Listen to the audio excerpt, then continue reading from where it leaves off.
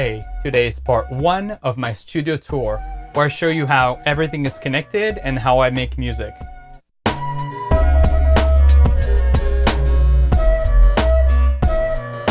Okay, we're going to start with this side of the studio where I have a lot of my MIDI equipment here. A lot of my instruments are set up.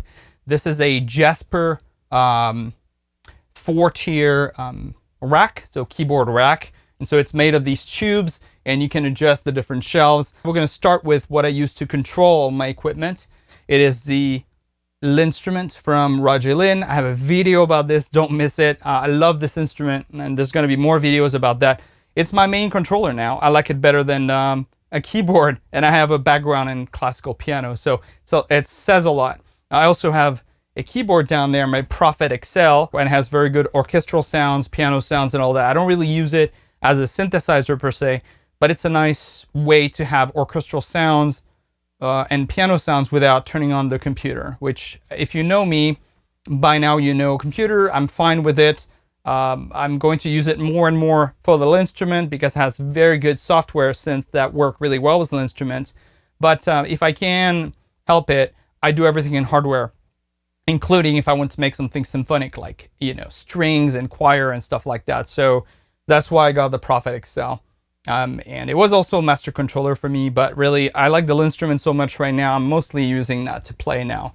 The way it works is it has a MIDI out, just regular old school MIDI DIN cable connection. I plug it to MIDI out, and the way it works, MIDI out goes into my main sequencer, which happens to be the Akai MPC 2000 XL. There's also a video about that where I show it how to use it standalone, but you can use it as a great sequencer where there's a couple of MIDI outs.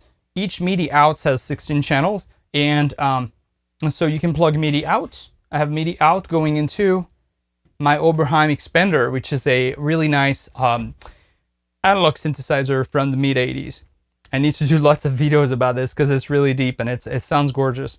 Anyway, I have a track on my sequencer here on my MPC that's set to channel 1, and channel 1 is selected here so that when something is sent as channel 1 from the MPC into whatever I'm plugging into, then sound comes out. And so if I start playing on here,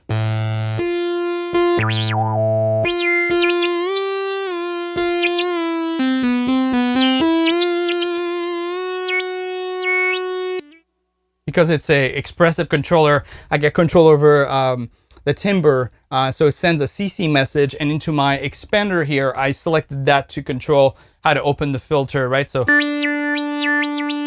can hear it. Now that can get recorded into the sequencer here. And so here, if I say I want 2 bars, maybe even 1 bar, do it.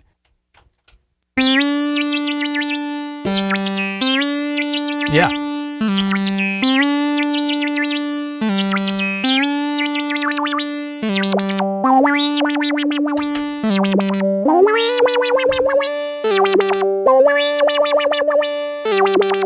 MIDI THRU, it allows you to, whatever comes in goes back out. So through here, let me check where it goes. Through here goes into my Prophet XL, and then I can control my Prophet XL as well. So right now it's on the same channel, MIDI channel, as the Oberheim. So if I press here,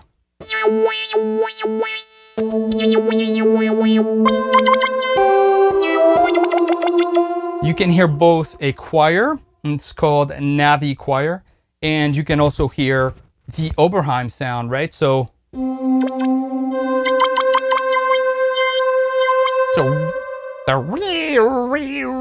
that's the expander, and the there you go. Sound is come from the Prophet XL. And so you can press play now. The MPC is telling both the Oberheim Expander and the XL on the same MIDI channel.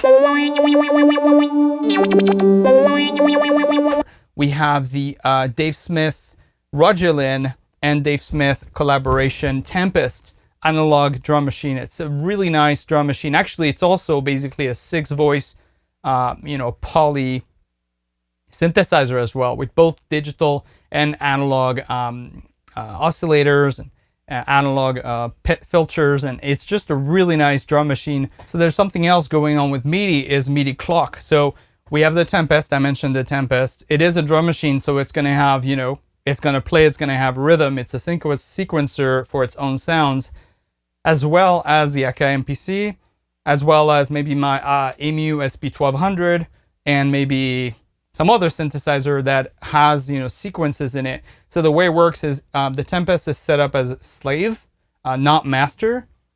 The MPC is set as master. So if I press play here, can't really hear the sound because I turned it down, but now it lights up. So I sort of explained everything you see here. Something that you should know that I do also is that this is fairly packed, right? But I leave one blank space here. I leave it open because I don't know what I'm gonna need, right? I have a lot of gear.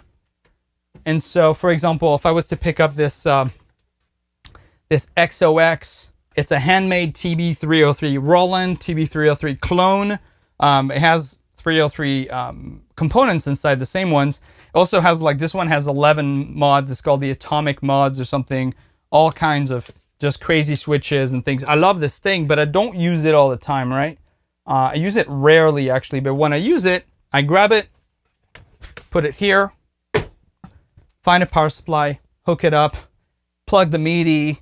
This guy, the XOX box, also has sequencer, you know, goes just like a 303.